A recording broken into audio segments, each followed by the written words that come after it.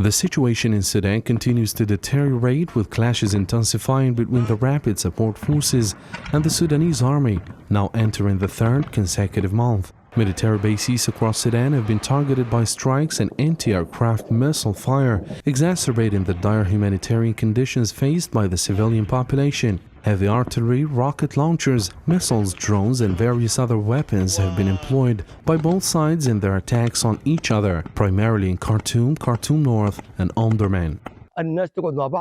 Both sides in the conflict need to sit together and negotiate a deal because the fighting and the war and the stalemate must end. Any war in the world should end through a solution, instead of always being like this.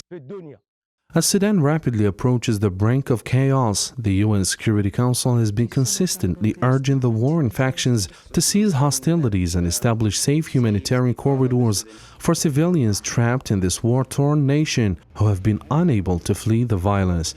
Safe corridors between Sudan and neighboring countries have to be established and borders must remain open.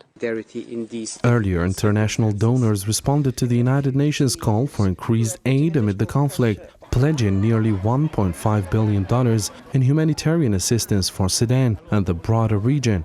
However, the UN has revealed that a total of $3 billion is required this year for both internal humanitarian relief in Sudan and support for refugees fleeing the country.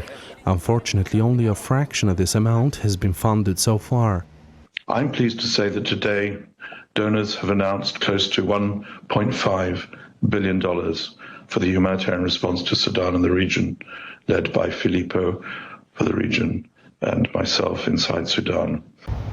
This devastating conflict between Sudan's army and the Rapid Support Forces erupted in mid-April, fueled by tensions surrounding an internationally backed plan for a transition towards elections under a civilian government.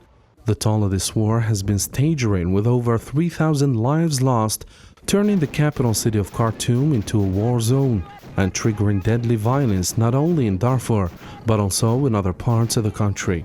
The international community continues to monitor the situation closely, hoping for an end to the hostilities and the establishment of a peaceful and stable Sudan.